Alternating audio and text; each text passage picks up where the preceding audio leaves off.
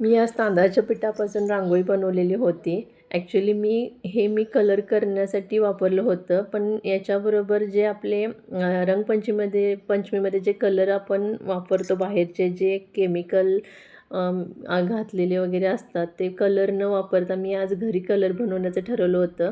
पण आज माझ्या लक्षात आलं की जे आपण तांदळाचं पीठ वापरतो त्याच्याबरोबर आपण घरीच कलर पण बनवू शकतो व रांगोळी पण बनवू शकतो.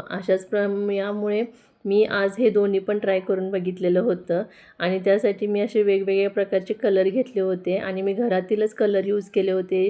जसे गुलाल, अष्टगंध, कुंकू व हळद आणि बीटचा थोडासा रस काढला होता आणि त्याचेच कलर घेऊन मी ते तांदळाच्या पिठामध्ये मिक्स करून हे उन्हामध्ये 2 ते 3 तास सोकवून घेऊन मी हे मिक्सरला बारीक केलं होतं आणि त्याची चाळून अशी मी ही रांगोळी बनवून घेतलेली आहे.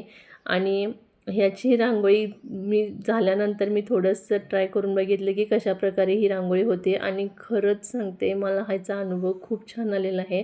आणि घरी बनवलेल्या गोष्टीचा आनंद हा खूपच छान आणि वेगळा असतो. आणि एकदा बघा तुम्हाला आवडलं तर मी नक्की ट्राय करून बघा.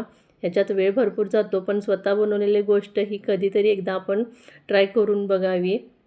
कारण सगळ्याच गोष्टी बाजारात अवेलेबल होतात, पण स्वतःहून जे बनवतो त्याचा आनंद एक वेगळाच असतो. आणि हे एकदा करून बघा आणि तुमच्या मुलांना पण हे तुम्ही दाखवू शकता. आवडलं तर लाईक व सबस्क्राईब करा. थँक्यू.